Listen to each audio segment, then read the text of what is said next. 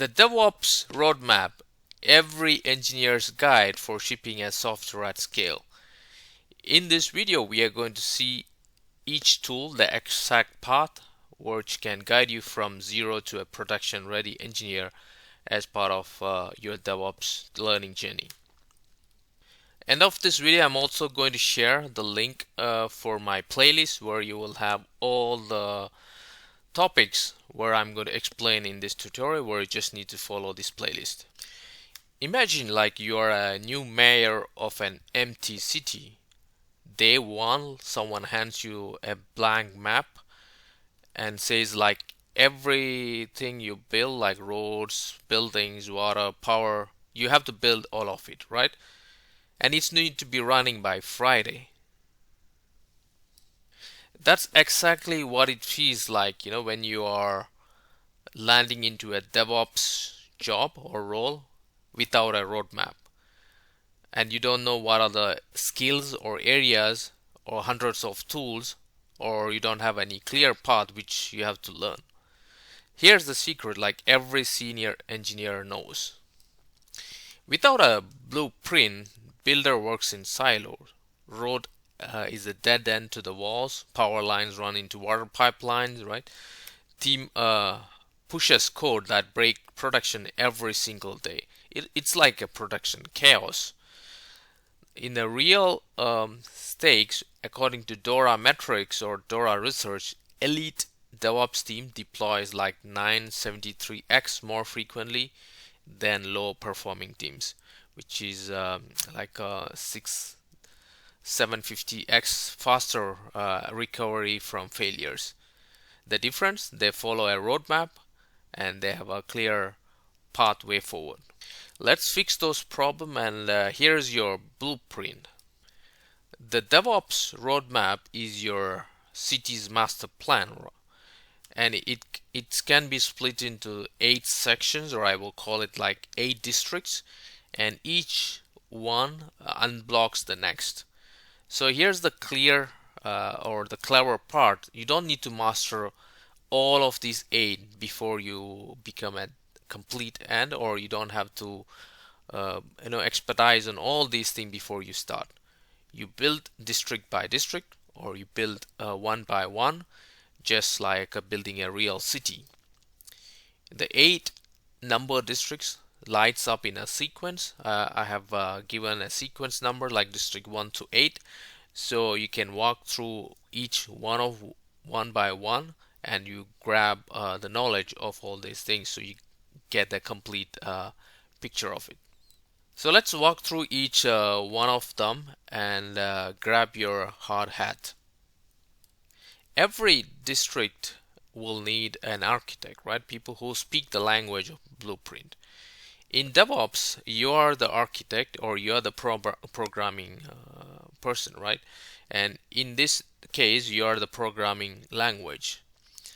And for example, you want to write a Python program, or you want to have a Go, JavaScript, or Ruby, any language, right? These are some examples. So Python is for automation scripts. Golang is for building fast tools like Docker itself, which is written in Go. You can use JavaScript for web glues, Ruby for legacy Rails shop. I would say that start with Python, and it will open up 80% of DevOps doors. So that was your first district to focus, programming language. What's the next one? Which is server administration. Every city need a LAN, right? The physical ground where everything is built.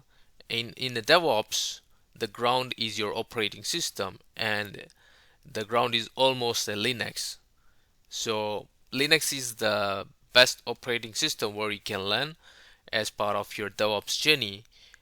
And this is more of commands and how do you understand your OS, kernel, hardware, all kind of things.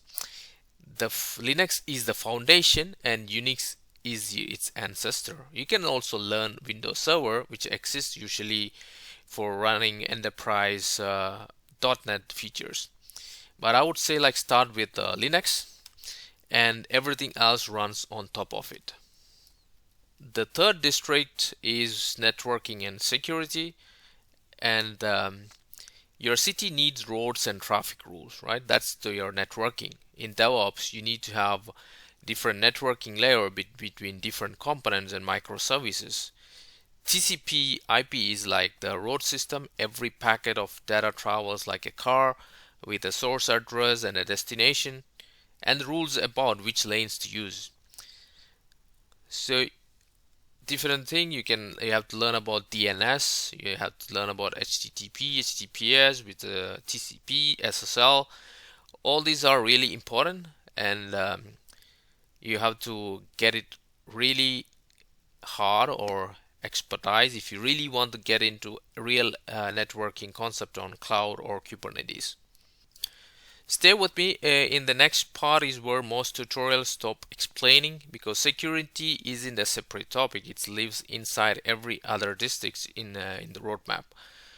So this is about networking and security. Let's move on. Now we start building, or actually building our application or our city, right? So then you have web servers, cache, and database. It's like a three-tier architecture.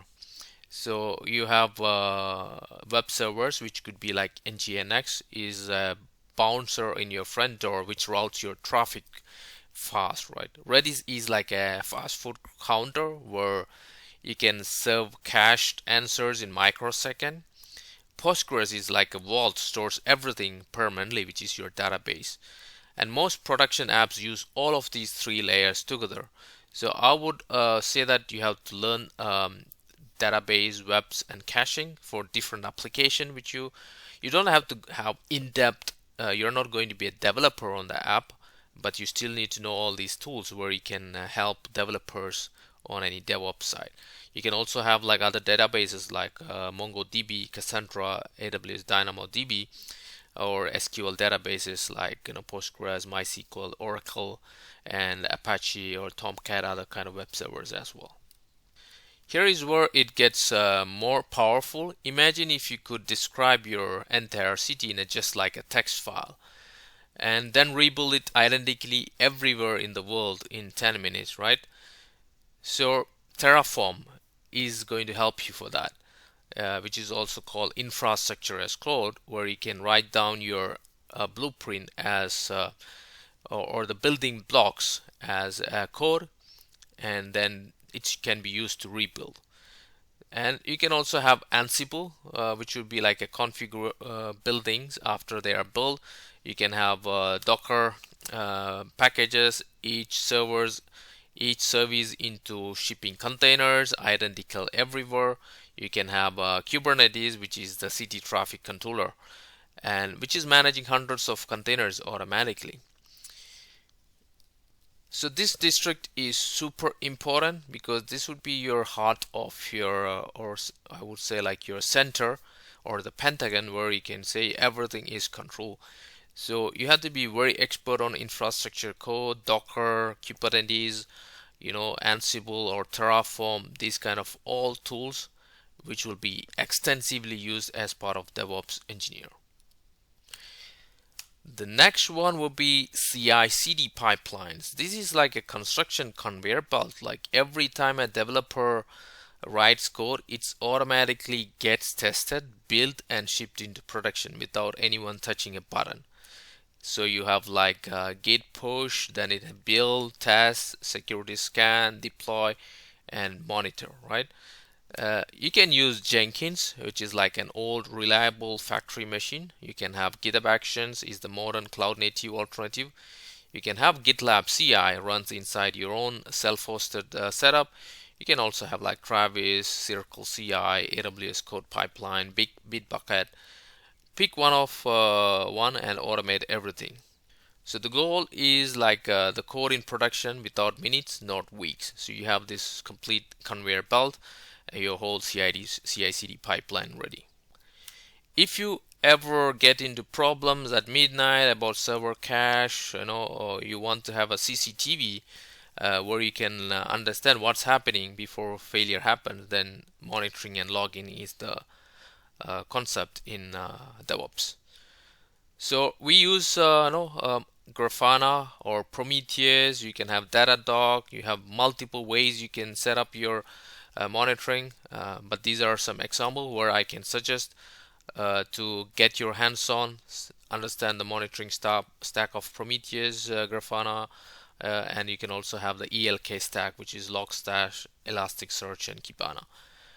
All good options. If you want to go for some paid enterprise one, Datadog is also there, and everything helps you to have alerts in place and you get notified beforehand something happens.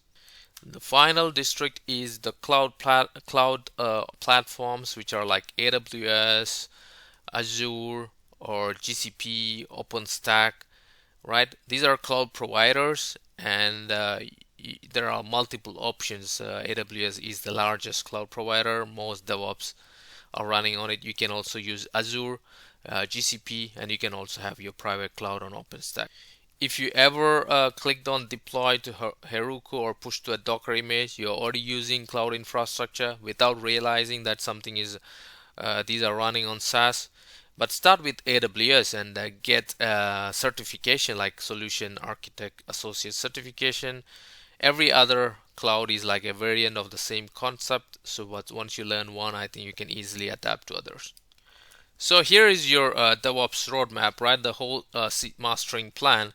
And let me show you how you can learn all these things. I have a super helpful playlist, and I'm adding more and more videos into it. I don't have the Linux to start with, but this will be here in this playlist in a couple of days, or maybe before you watch this video. So you can see I have good information on Git. Let's start with Git. You have GitHub Action, Jenkins, which GitLab CI/CD for your continuous integration and deployment. Learn about Docker, Kubernetes. You have Kubernetes monitoring with Prometheus and Grafana, deploying your application, Datadog, Ansible, Terraform as infrastructure as code. You have AWS tutorial and how to deploy through Azure as well.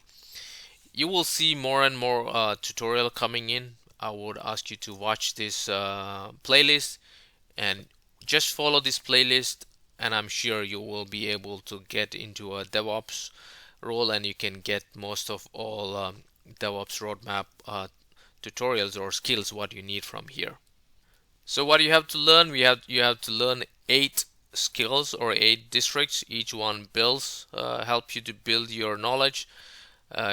Go with programming language, Linux or server administration. Learn about networking, servers, Nginx or caching, databases, infrastructure as code, and containers, Kubernetes. Then you have CI/CD pipelines, monitoring, login, and cloud platform, right? And the engineers who master this path don't just ship software; they build a system that run themselves, and you can manage your DevOps infrastructure. If you like this video, press the thumbs up, and I hope you will subscribe to my channel to see more videos coming in. I post DevOps and deep dives every week.